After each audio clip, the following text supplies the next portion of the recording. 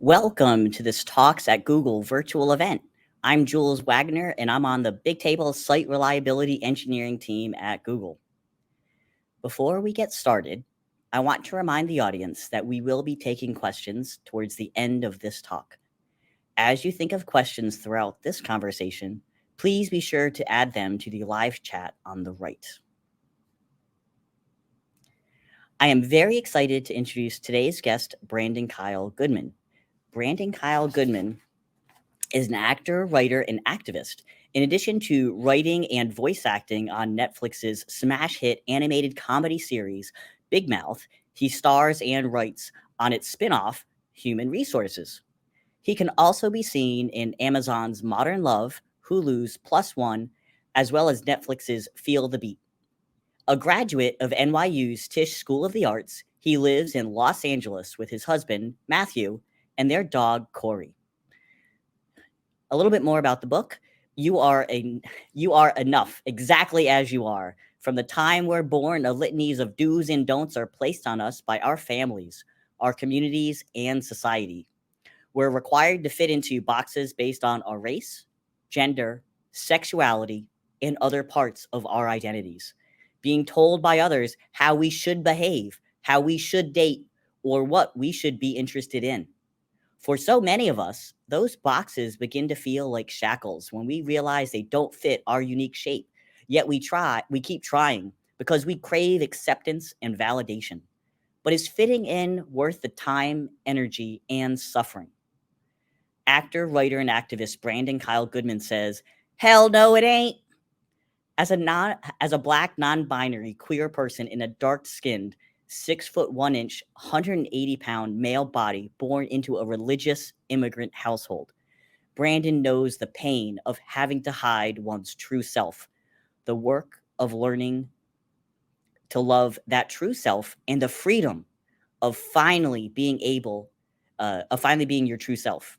And You Gotta Be You, Brandon's affectionately challenges you to consider, who would I be if society never got its hands on me? This question set Brandon on a mission to dropkick societal shackles by unlearning all the things he was told he should be in order to step into who he really is. It required him to re-examine messy but ultimately defining moments in his life. His first time being followed in a store, navigating his mother's born-again Christian faith, and regretfully using soap as lube. Yes, you read that right. To find the lessons that would guide him to his most authentic self. Compassionate and soulful, funny and revealing, You Gotta Be You is an unapologetic call to self-freedom. It's about turning rejection from others and yourself into a roadmap to self-love. It's a guide to setting boundaries and fostering self-growth. And most importantly, it's an affirmation that we are enough, exactly as we are. Brandon, it is my pleasure to welcome you to Talks at Google. Hi, I'm so happy to be here. Hey, Brandon. Brandon, I have lots of questions for I you. can't wait. Let's Oh jump my in. goodness. Yes. So first off, I must show everyone.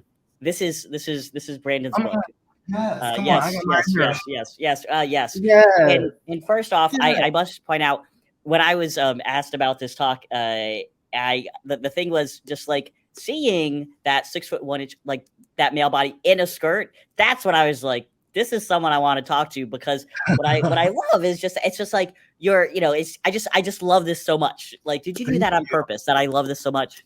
Yes, thank you. We wanted that. We wanted to make sure that, I was in my whatever makes me feel most comfortable. And yeah, you don't see a lot of black male bodies in skirts on covers of books. So what I thought was really impactful about that, I'm non-binary myself. I am assigned female at birth, and as soon as I saw that picture, what really spoke to me was how I have had challenges where I felt like all my life, like, oh, I needed to dress a certain way. But with your picture, that's right off. It's just saying, no, you're clearly not trying to like pass as a woman or like uphold standards of masculinity. You're clearly doing your own thing, which I love. And Thank you. the smile, like, that's That's what we want, the happiness, the joy, the freedom, for sure. Yeah, and like in like that's exactly what I was saying. It was like just the joy and the happiness, and like did like for that smile that you had, like that's like, would you say that like this is that's a large part of your life now, whereas that joy was that is accessible earlier in your journey? I mean, I think, very young, it wasn't, but it was always my escape. Like, I loved watching, any comedy. So I was a fan of Family Matters and I was watching Fresh Prince. Like, I knew very early on that I loved to laugh. My mom, was a comedian, so, like, there was laughter in the house in that way. But there and when I discovered that I was funny, like, that also kind of gave me, some more self-worth. But then I was, like, hustling with it, if that makes sense. So, like, my worth became about making people laugh as opposed to just me being enough as I am. So I think that was the journey. It was like, how do I, just as I am, even if I wasn't funny, feel like I was enough, as opposed to, my productivity, the things that I'm able to do, and the way I'm able to perform being what gives me my worth. So that was the journey. I think that's where I am now, where I'm like, I'm cool, I'm good, I'm worthy, I'm enough, and I happen to also sometimes make people laugh, and that's good. Yeah. Oh no, it's so great to hear. It's like you're not like giving the power to others. Like like you already know you have that power, Right. That is like which the hardest thing, but the most important thing. It's like that you know it and everybody else gets to reaffirm it. I talk about in the books, the ABVs, acceptance, belonging, validation, and like that search that we have for our ABVs outside of ourselves and the ways in which we contort and shapeshift so that we can gain that acceptance, belonging, and validation from other people. And we sacrifice pieces of ourselves doing that. But if we can learn how to accept, belong to, and validate ourselves, then everybody else gets to be reaffirmation. They don't, like your worth and your happiness isn't dependent on others. It's about you, and that is the most powerful position to live your life from, I think. yeah, and what's also interesting is you're choosing like, so you share your gift comedy, and then if maybe some folks don't appreciate it, a bunch of folks do. It's not like because you not given the power to them, it makes a big difference, right? Yes, it's not like I'm like, oh, now I'm not funny, like like or not like it's like, oh, that didn't work. Like that might not be my community. And of course, that there's a difference between like constructive feedback and also like knowing who your community and your people are, right? So like I can take constructive feedback and I take it from specific people, people who I know are for me and love me, as opposed to people commenting because they're in their pain and their insecurity, and I'm triggering something for them. I'm not going to take that on. It's like you're allowed to have that. I can see that that's your insecurity or your trigger, but I'm not going to now question my worth because of your trigger. Yeah, that's interesting. I think, uh, you know, when folks are younger, they don't like, do they know who they are? They don't know. No. And you're trying to figure this out, but it's so aren't there's a bunch of folks that are very certain they know who you are, right? Yes, And yes. do you know who should you be listening to as you figure this out when like it's quite the journey. Like it's a It's conundrum. hard, unless you have, a parent or family or a school that is truly of the mind of like, let me help you figure out who you are. It's really hard because, I grew up in a Caribbean household and it was very clear, like men do this, women do this. Like I was never allowed, I hate cooking, but part of that was like, I was never allowed to cook. Like when I wanted to iron my clothes, like they were like, what? No, no, no. Like, like there was a very like gendered norm thing happening in the household. And so there wasn't necessarily space to be like, well, who are you and what do you want? And so that's been my journey in adulthood. But I think if a child is fortunate enough to have a teacher or a family that's like, hey, what do you want? What feels good to you? Like having those conversations, you have a better chance of figuring out who you are younger, than if you're always dealing with people saying, no, pink for girls, blue for boys, you wear a skirt, you wear pants, like you should like this show. And you like that energy makes it really, really difficult because you want that love, you want that validation, you want that acceptance and that belonging. Yeah, and now, which kind of makes me think of, so you came out when you were like 21, 22. Yes. Yeah. Yeah. Yeah, but so you were public with at that point, like you're like, I am a gay man. But then at Yes. another point, the non-binary came around. Um, like what was that like that understanding like? Yes, that understanding came. So I came out at 20, and I like to preface that I was gay, but I was not proud yet. So it was like a reckoning with like, here I am, I'm gay, but gay and proud are two different things, right? Like find like undoing the shame around your sexual orientation and around your identity took its own process. And then so I would say like somewhere in my 20s, my mid to late 20s, I would say that like I'm proud of being gay.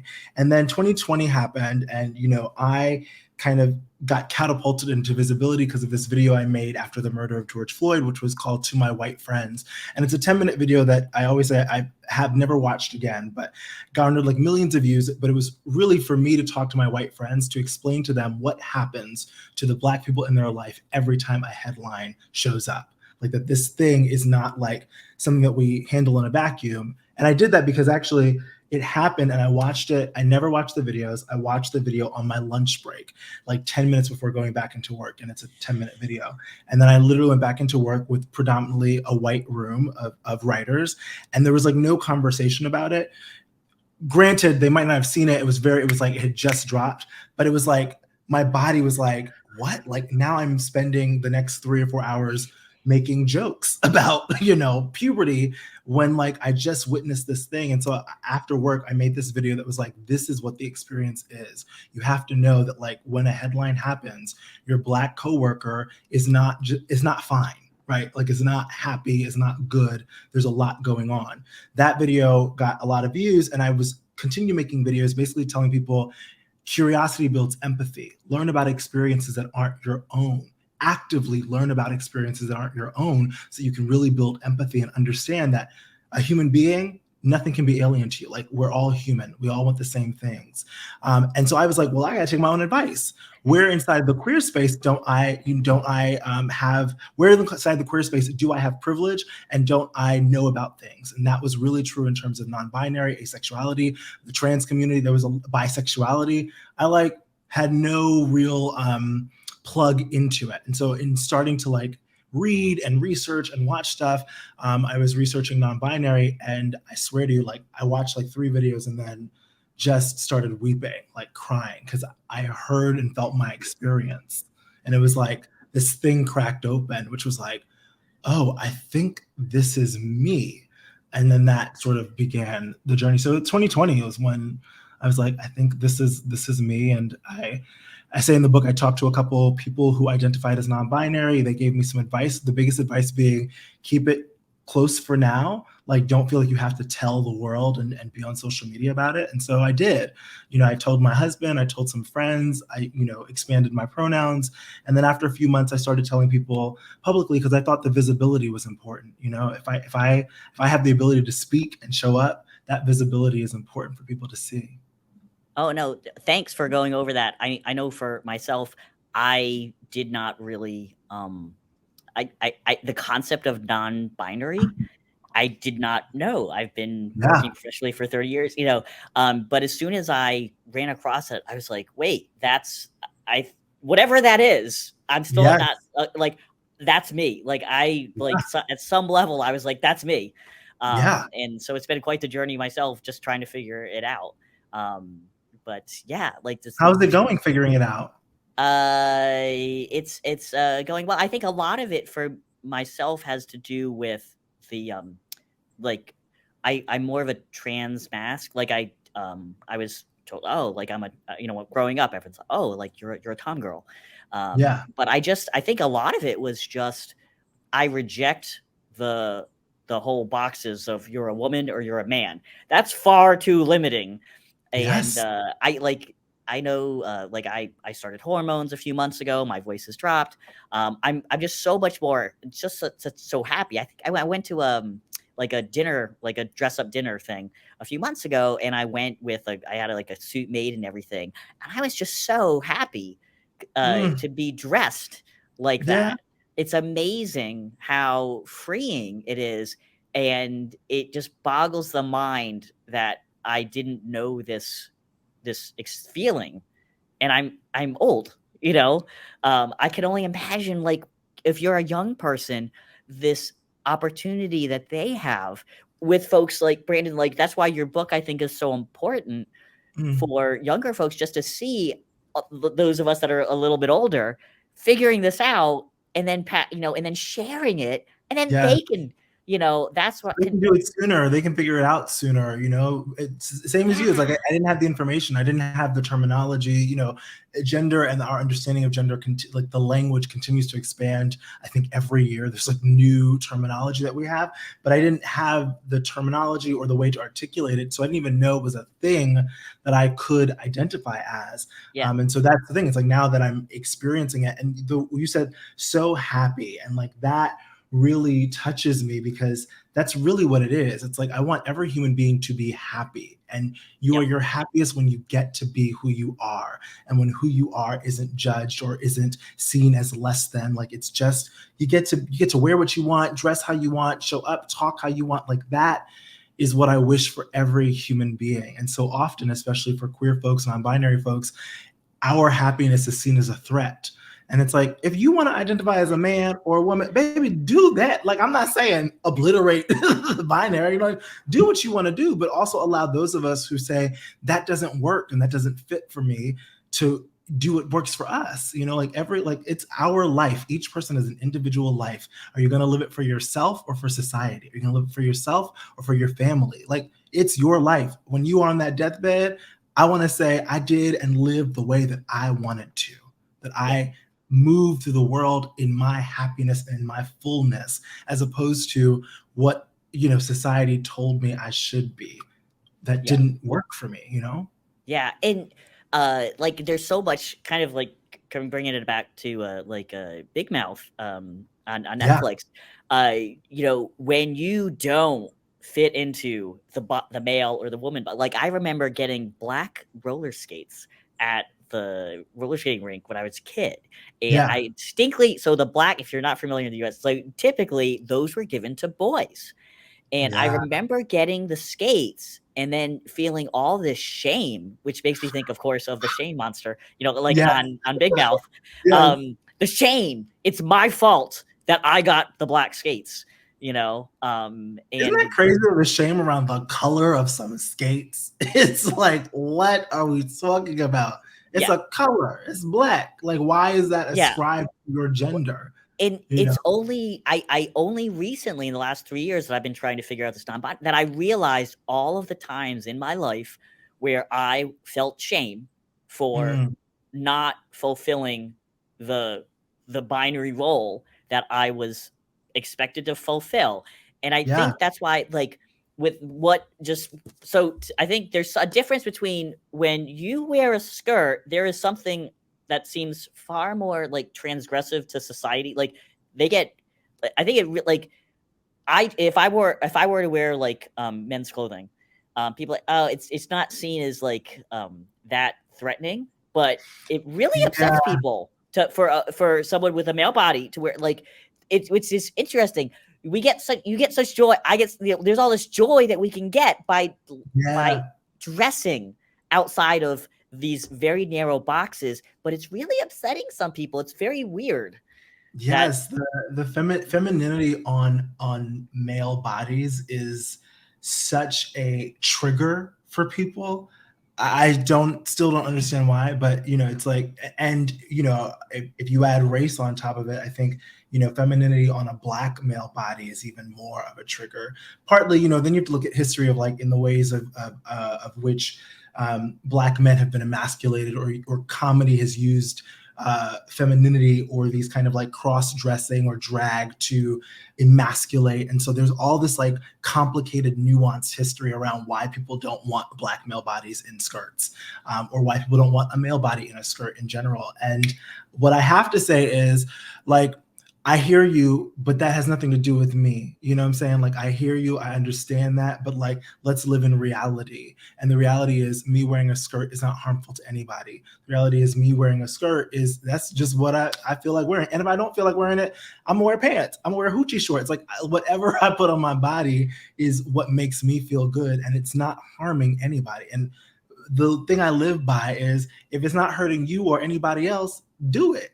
Like, yeah, go ahead, enjoy it, live your life, play with it, try it out. You might, if you are in a male body and you've always wanted to try on some stilettos, you might find you hate stilettos, but try them on. What's the like?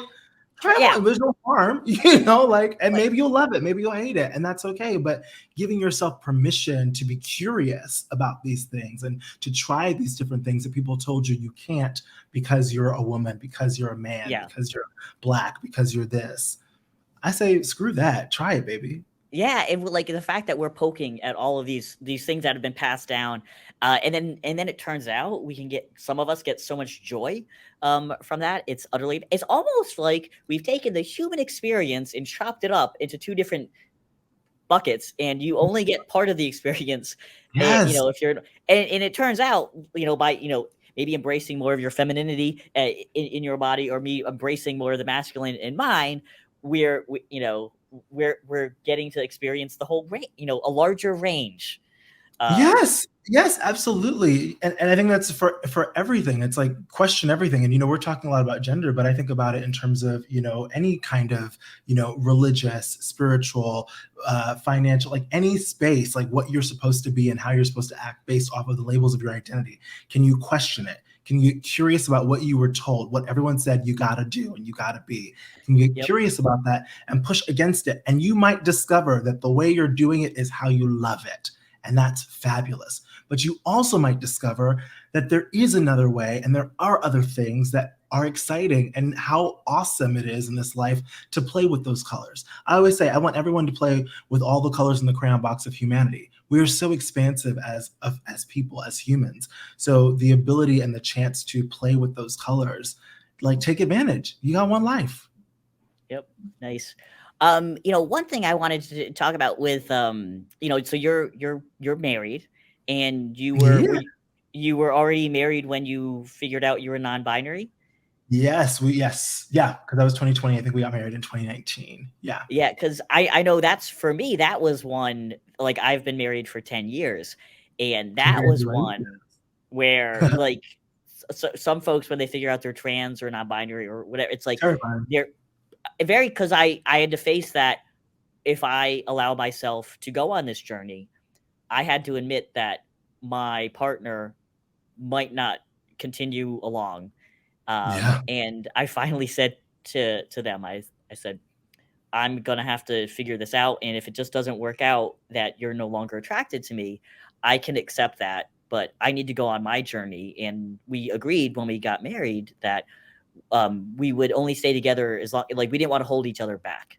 And Yeah. so I didn't want to keep fulfilling this box, and so he's been great, to be open to it. So we're Yeah. still together, like, it's still working. Amazing. Yeah, But but it's it's terrifying. terrifying. It's a terrifying Terrifying. moment. Yeah, because you're stepping into this piece of yourself, internally and sometimes externally, right? That your partner didn't necessarily sign up for. And some partners are like, listen, I'm about you and you're still you, and that I don't care how you present, like, you're you, and that's wonderful. And some partners, that's not the case, and it doesn't make them better or worse, but it's like, yeah, this is a different level of my existence, and you may not be cut out for it, and that's scary. But I think the most important thing is, again, am I going to live my life for this partner and cut off a piece of myself and shrink myself, or am I going to allow myself to expand and trust that, like, if this relationship has to end, it ends, but it doesn't mean that I'll never find love again. It doesn't mean that I'm actually now making space for a community and for partners that can hold me in full, as opposed to a piece of me, a part of me. And I think that's the fact, like, having that community, because you've written about and mentioned a lot about how with your family, you're not talking with some of your family now, Yes. which Yeah. I'm in the same boat. I'm estranged from all of my immediate family.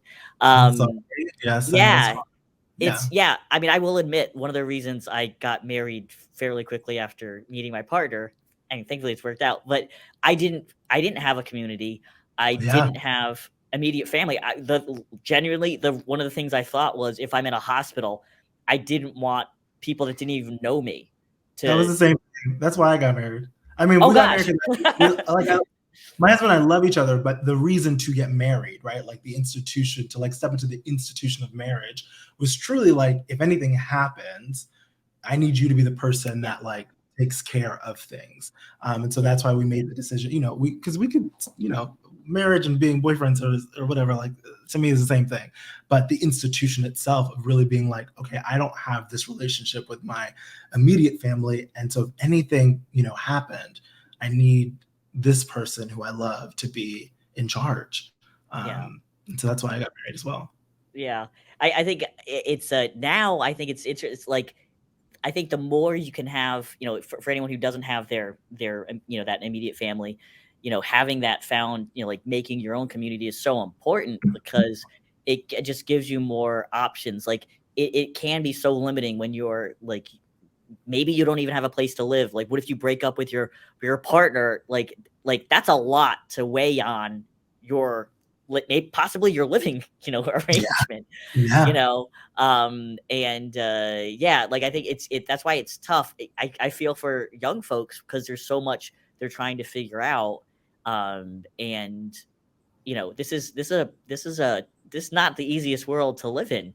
Um, No. some folks have families where they're like, yeah, you can just like come home anytime. Some of us don't have that, you know. Yeah, I say in the book, so I talk about in the book being in an emotionally abusive relationship with a partner. And it was at the same time that my mother and I became estranged. So when we broke up, I also was like, I'm not going back home to like a household that says that my life is a sin. And so it was that thing where it was like, what do you do? Where do you go? And I was couch surfing, but I tell the story in the book, which I met up with my godfather, my Uncle Barry, who I had known when I was much younger. And he was like best friends with my mother. We lived in the same building for a little bit, and he's gay, fabulous man, but also like was in New York in the 80s and like was there as AIDS ravaged the community, and I told him all these things that happened, me being estranged from my mother, my grandmother passing away, my boyfriend, da da da, and he was like, "Where are your friends?" And I was like, "Huh?" He's like, "Where are your friends?" And I said, "I don't know, like they somewhere." And he's like, "Do your friends know about this?" And I said, "No." He's like, "Well, do your friends come to you about stuff?" And I said, "Of course, like they're allowed to come to me, and I value it." But he's like, "You don't go to them." He's like, "That's manipulative." And I was like, "That's a big Uncle Barry, that's a big word, sir. Stop that." But he was like, this idea that your friendship is a one-way street and that you are holding things from your community, which obviously for somebody like him, community and chosen family was of the utmost importance. And so this idea that here I am, this Black queer kid that is not talking to my friends about the darkest things that are happening, which is that my mom says that my life is a sin, my grandmother's just passed away, and my boyfriend has been emotionally abusive, is crazy that they don't know that.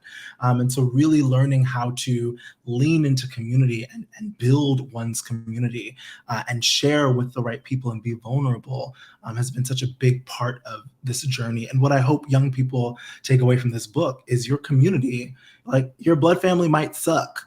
We don't get to choose who our blood family is, and they might suck. Okay, Thanksgiving is coming up. I know some of y'all like, oh my God, I don't want to go home. But like there's these other people in your life who are just as valuable and just as wonderful. And just because you don't share blood doesn't mean they can't hold the most important places in your heart, and they can't hold you when your heart is broken. Let them hold you when your heart is broken, especially. Wow. Well, Brandon, it looks like I think we have let's take one of the questions that's come in. Great. Let's see, what do we have? Okay. I'm not sure. Oh, there we go. So Hugo asks, "Hi, love your work and Instagram Messy Mondays. Well, Yes. healing is a journey, and part of it for most is unlearning conditioned ways of thinking. What is the most impactful thing you've had to unlearn?" The most impactful thing that I had to unlearn is that like I'm not enough. That was a really big thing. And that like my worth was tied to my productivity. I always say, and I say in the book, I'm a recovering perfectionist. Like I am such a perfectionist. And I think if you're in any marginalized group, if you're, Black, brown, POC, indigenous, queer, like you learn that perfectionism is how you get your worth. If I can be polite enough, if I can do this best enough, if I can get an A+, like I will be seen as of value. and having to unlearn that and know that, like, even if I got all F's, like, I am enough. Even if I don't make my bed this morning, like, I am enough. That was a really hard thing to unlearn. And there were a series of, not just like, I started with affirmations, which I always say, like, affirmations are cute and a great way to begin because it's a rewiring, right? If your brain is going, I'm not enough, I suck, you have to counteract that with something else, which is, I am enough, I'm beautiful, I'm worthy, all that stuff. But you also have to do it in action. And so it was me being really conscious about, treating myself to a solo dinner date, or, conscious about, like, who I'm hanging out with, or taking myself to a movie, all these different things to just show myself that I'm worthy, and I'm worthy of love, and I don't have to be productive in order to gain that love. Yeah, like, so you mentioned like kind of counteracting the voice that's saying you're not enough. Yeah. That reminds me, I actually heard that voice in my head going through airport detector, like the TSA screening one time, Yeah. and that's like the voice was, "I'm a stupid woman." Mm. And I probably was 40 years old when I noticed that, and I was like, "Oh my gosh." Literally, Oof. that's what my dad used to tell me, all like that's, and Oof. it like just the aware, like, wow, it's like they install the buttons, and Be then aware. they don't they it's just us. But the way I counteracted that was I just was like, I just used that as fire. Once I realized it was there, it was really strange though that I was just telling, I didn't even barely notice it was there. I just was it was like the soundtrack in the It's back of in my your head. system. Yeah. It's like, well, it's been for years and years and decades that these things that you've been saying to yourself have been going, that it's second nature. So you don't notice how to question it. And so the thing is, Yeah. get quiet, like, notice how you're speaking to yourself. Chances are you're speaking really terribly to yourself, and that needs to be shifted and adjusted. Yeah. Yeah, no, so that's why it's definitely something I think the earlier folks can to work on this stuff, the better, because I mean, I thought it was hilarious. I work at Google. I'm an engineer at Google. I've had a pretty amazing career, and yet I, even at 40 years old, was like telling myself I'm stupid, Yeah. you know? Yeah. It's deep. It's really deep. It's a lot. It's in our wiring, and we have to Yeah. rewire that. Yes. Yeah. Literally, at what point, what is it not enough? Like, yeah, I'm pretty happy, it's hilarious. It looks like we have a few more questions. Yeah. I guess Oh. here we go. So Mitch writes, I've been on a journey because I often feel like both sexes. What does being non-binary feel like, and is that experience different for everyone? Yes, the experience is different for everyone. I think everyone has their relationship to it. Some people say it's somewhere in between man and woman. Some people say it's outside of it. Some people say it's not even on the scale. Um, I say, play with it. If you feel like you're both, you might be gender fluid, which is also wonderful, but play with it, and also engage with content from non-binary and gender fluid and trans creators, and, like, listen to them talk about their experiences. That's what really helped me, was, like, to hear it, because it reaffirmed, like, oh, that is what I'm going through. Oh, that's what I'm going through. I'm not quite going through that, but like, and then you get to me, build it for yourself. It's whatever you say it is. That's the thing. And that's what's scary for us, and also scary for the world. It's what I am, who I say I am. Respect it, period. So if you are non-binary and that's how you want to identify, that's what it is. And however you feel is the perfect experience of a non-binary person, period. Yeah, to me, it's like it's a very vast umbrella that could. Mm-hmm. There's so I guess folks that are gender fluid might be ones that maybe one day you wake up and you're like, I'm feeling very masculine, and Mm-hmm. perhaps I'll dress that way. Maybe one day I'm feeling very feminine, and I'll dress up in a dress. Yeah. That's one. So there, yeah, many different ways of being not. It's pretty much non-binary is mostly like there's two boxes, and we're not necessarily saying you're in one or the other. It's whatever you want it to be. It's truly, it's an umbrella for you being like, I'm shaking off these Yes. requirements and living whatever it feels like today for me. However I feel today, that's how I'm gonna show up in the world. Yes. Gender, no, thank you. Yes. There we go. And I think we have there's one more question. I think we have another question. Here we go. Namrata mentions, I absolutely love you, and of course, messy Mondays. Yay! How do you let go of resentment from years of suppression / mistreatment that the society subjects you to? Asking from a minority's perspective.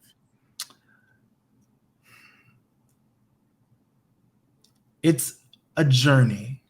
Part of that journey is, I think, building a community of people who have shared experiences. So one, you can talk about it, because one of the suffering and the resentment really builds from feeling like you're the only one and feeling alone in the experience and feeling like nobody understands it.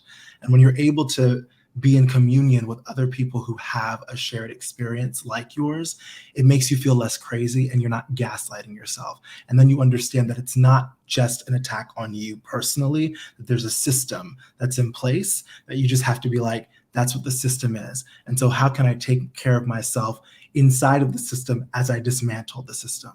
You know what I'm saying? And like, and then the other piece of it is really having to get clear that people's trauma and pain, they react, and instead of respond. React is attack, respond is when you're really clear about who you are. And so you have to see that as a reaction from their pain and their trauma and not take it on as yours. And again, you do that by being in communion with people who have shared experiences. So you remind yourself that, like, I'm enough, I'm great. The way they responded is unacceptable and I can hold them accountable, but I don't have to take that on and now start questioning my value and who I am. Instead, I can find my community and my vulnerability inside that and find my safety and remind myself of my worth inside of that community. It takes time. The reason I wrote this book is because I'm sick and tired of reading books where it's like, and then I'm fine. Look, it's like, no, like there is a dark tunnel and there is a thing where you just have to actively engage over and over and over. But if you start to engage and at least you're aware of it, you'll start to pull in the pieces that you need to start healing and let go of society's expectations and just be like, wow, that is society, and society is messed up. And I'm praying for society, but I'm gonna go over here and live my best life with my community and know that I'm fabulous and know that I'm great and worthy and wonderful and loving and loved. And that's what I would say. I hope that answered it. I think that was good. Yeah, it's kind of like we can't all like I think I gave up on trying to like solve all the world's problems, boil the ocean. There's my little corner. I try to make whatever changes that I can. And also, Brandon, you mentioned there kind of almost like an antidote to gaslighting by having that community. Yes. Which Because I gaslight myself all the time. Like when you're, especially, you know, I'm talking to Google, I'm sure you're in certain workspaces where you might be the only queer, the only woman, the only Black person, whatever it is. And it's like you can start to gaslight yourself when people don't see you or recognize how they're treating you or how they're talking to you. And you're like, oh my God, this is only happening to me. And then you get with your community, you're like, nah, babe, that happens to me too. And it's like, okay, cool. Like I do these sibling dinners where it's literally a bunch of queer POC and it's like 30, 40 of us, and we have dinner every couple months. And the whole purpose of me organizing that is because I'm like, I want you to know that you're loved, you're valued, you're worthy, so that when you go off into these white spaces, you remember that you have a community here that sees you, that loves you, that values you, and that can tell you that you are incredible and enough as you are. So whatever they're doing in your workplace or in your home place, you don't have to take that on. You just have to do your shit, your job, and deuces. Yeah, and it's almost like I don't think any one person can be on 7/24 in this. Like you need a break, and You that's need why a break. having those communities, it gives you Yes. that safe place to just take a breather, have a Yes. breath, because you're not worried about being attacked or anything. That's why Yes. I think it's so important. Those are like when I was working at Big Mouth, which is a predominantly white room, like that became, you know, it's a prominent white room. And at the time, a lot of our main characters are white, which is just the reality. And so it became even more important to me that I found my safe queer POC spaces. I also talk about art on my wall, like we're redoing that side, but you can say I have Black Jetsons, I got a Black Batman. And that's because it's like, I need to see myself and my people reflected in value. James Baldwin's back there, that's Oprah behind, like, you know, I say I have a white husband, we live in a Black household, and he knows. You know, it's like I want to make sure that I'm surrounded by the things that allow me to forgive society and be like, that's just what they do. But I don't have to take that on. I can be strong and secure in my worth, in my value, in my beauty, without needing their validation. Nice. And I think we have one more question. Dope. Curtis May ask, I have rarely experienced anyone who communicates as authentically and articulately as you do. Have you always been able to communicate at this level? And if not, what do you attribute that growth to, Brandon? I think on some level, possibly because my grandmother was a minister and my mother was an actress and used to write her own shows. So I think on some level, I did grow up in a household that was like, these are our feelings and this is how we communicate. But it definitely has grown over time. And I think it's the choice to put myself in different experiences and hear other people's walks of life that has really built my empathy. And so I speak because I understand that sometimes people are coming from a place of their own trauma that has nothing to do with me. And so I can actually, I don't know, go in and hear what they're trying to say or what they're meaning to say and be like, okay, I'm gonna give you grace. You didn't say that correctly, but I'm about to give you a little bit of grace and like try and figure out how you meant it and what you meant. And also, I did like a training in conflict management, which also helps because conflict management is all about like, what did you hear versus what did I say? And a lot of times, the reason we fight is because those things don't line up. What you heard and what was said are not the same. And so, really being able to have that to like breathe and be like, okay, now let's try that. What did you hear? What did I say? That also really helps me, I think, articulate better, if you will. Okay. Well, I think we have one final question to wrap up. We've been having just a great conversation with Brandon here. I love that. And finally, Jay N asks, centering of white, non-binary, and/or trans people often reduces care, attention, visibility for the Black, non-binary, and/or trans community. Said as the former, any hopeful examples of this shifting? I think a question like this is a hopeful example. I think raising an awareness that there's a Jari Jones is an incredible, gorgeous model, trans Black woman who just mentioned that the other day that like non-binary does not mean white, and like really needing to voice that and verbally articulate that as loud as possible.